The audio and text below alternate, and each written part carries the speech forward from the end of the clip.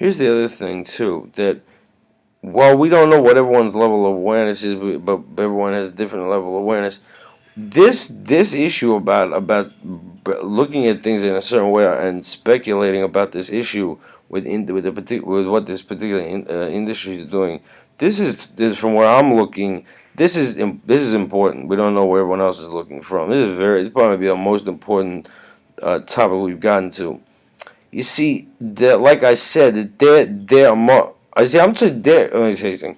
There's certain things that it doesn't appear. We would understand why the only. But that I said, why does it appear that everybody working on certain things or is in like kind of a desperate state, but appears to be? It's as though they're powerless to do anything, but they're sort of doing what they can or trying to raising awareness seems to be the best thing they could do. The measures they're taking would indicate they're out of control of what's happening, but maybe could do some, XYZ to do anything.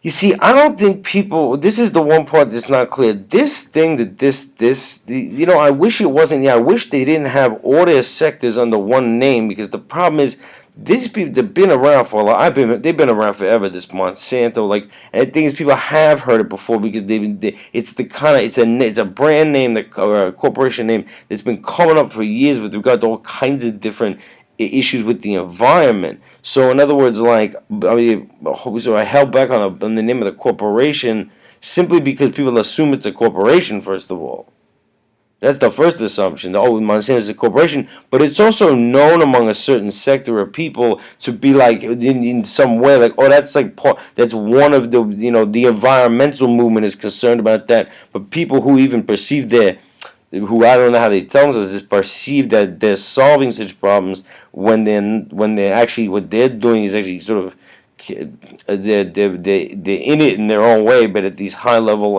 sort of they don't even realize that they don't. But like I said, that the fact that a water consortium is formed and that they may perceive themselves as handling something that has no solution that they didn't create, and maybe why they simply are doing it. They're trading water futures. They formed a consortium like this and that. They're saying the only way we can handle it is if you privatize that sector. I mean, but then again, knowing where they're looking from, if this has been created by one sector of one business, they may feel like, what else is anyone going to do? Something like that effect. But here's the thing. That's just it. It's almost, we'll put that aside. But what we said is the reason I held back on the name is important. You see, like I said, it's always been known to be a major issue for those involved in any environmental movement. But the problem is that what this one part of it is doing.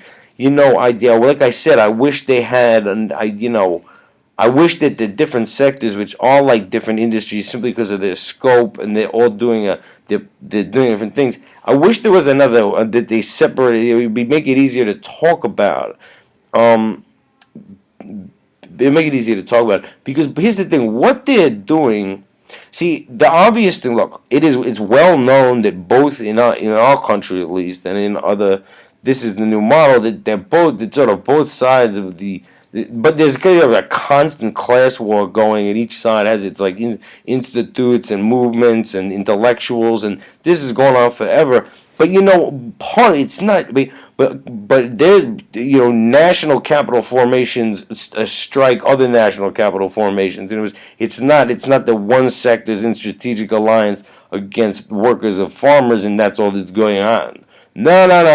It's simply would be it's regular practice. The national capital formations and transnational ones attack the other ones. That's so. Here's the thing: what this agro sector is doing. First of all, that's not a corporation as we define it. That doesn't look like any corporation that's ever been based here. Like I said, the only analog to it will be something the Soviet Union was. They were trying to do things like that with what they're doing, and the fact that no one exactly that I'm not sure people are aware what the subsidy is, but the assumption from people in say the environmental movement would be that they're in strategic alliance with sort of every other capital formation, and that this is something that's sort of known to be going on and supported, and that the real issue is the death of the planet, the real issue is the death of human beings. But the thing is, the fact that it's a threat to every other industry in some sense that does any kind of manufacturing anywhere in the world, or that, I mean, the amount it was by doing what they're doing. I don't know when the fact that water they found when that water, okay, over to water for a second. When Vivendi and all these people formed that water consortium, why would they do that? Hey, why would they do that? They know that there's an incredible amount of money to be made, not by providing to countries where everyone's doesn't have access to water anymore. No, that's not where they would see the real money. Where they would see the real money is because there's a shortage, because a shortage is being created on that scale. They know that by forming a consortium, by trading water futures, by doing all these different things, that what's going to happen is every single other industry in which water is a component of the manufacturing process of everything, and it's a industry has a need for water. The fact that they're doing what they're doing, they're forming a water consortium because they know that as it becomes more scarce, they're going to have other industries in a situation where they can charge what they want to them. That's what it is. I mean, the human toll should be the first thing on our minds. That kind of genocide. Okay, the planet should be the first thing on our minds. But the fact that it's an integrated picture of one sector of something that doesn't resemble a normal capital formation based here, that a major part of where they think the future of huge amounts of money being made is, they're gonna have access to something that will be in such short supply that they'll have a whole variety of different industries at their mercy to charge what they're gonna have to. They're gonna, that water's that scarce. A lot of this would be to attack other national and transnational capital formations.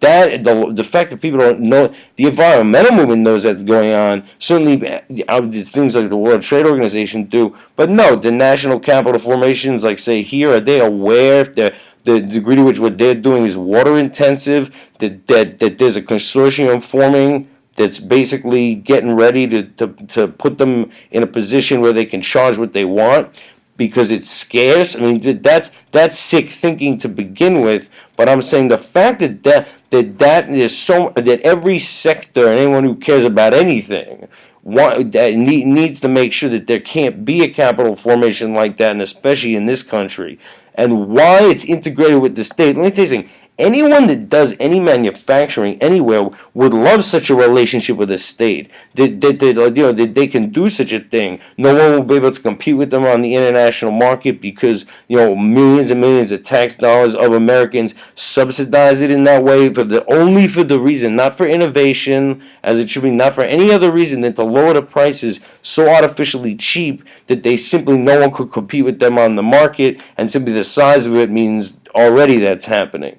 Okay, there are industries all over this country that would wish such a relationship with the state, and this one type of agro business has somehow gotten into state subsidies in this way. That's not, like I said, because Amtrak gets subsidies because we need trains, even though it's not profitable. But now that there's airplanes, but you need trains. Okay.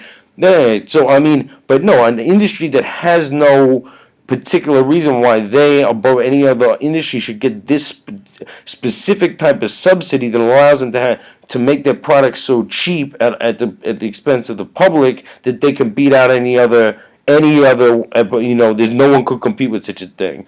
Well, I'm sure many other industries would like such a relationship with the American state, and we'd love to. Someone do a study on how they got in on it like that. No other industry gets such a privilege. The fact that what they're doing is not only killing the planet and killing human beings on that scale, but the fact that what they're doing is basically is an attack on every other industry that's water intensive. As the planet dies, as millions and millions and millions more people die from no access to clean water, there's going to be a consortium that also is going to, many industries are simply going to disappear, but they'll have the other ones in a position where it may become like the cost of water for the manufacturing process is cost prohibitive. So at the end of industry and the end of the planet and the end of human beings, the fact is it cannot be that the only thing one can do is, the activists can do and raise awareness on the internet and everything. No, no, no, no, no. Like I said, a certain type of corporate lawyer at our best law schools, international lawyers, the shareholders themselves, the shareholders in other industries that are water intensive in their manufacturing. There's no reason they can't be in strategic alliance to make sure this thing either comes to an end, restructures, and is disciplined in a way, but also that nothing else could form like this again. It's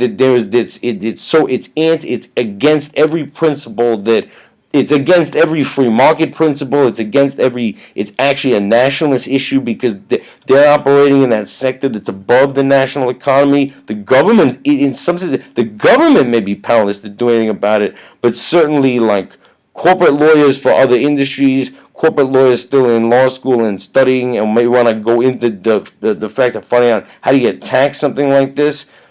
Certainly, the idea that international law, that the best they could do is to sort of formally declare water a human right. I mean, that's almost, you don't know whether to laugh or cry. That's not a solution, and it's almost like a gesture. I mean, that's not okay. That shows how sick the UN is. That's something that we could talk about more. That's something we should talk about more.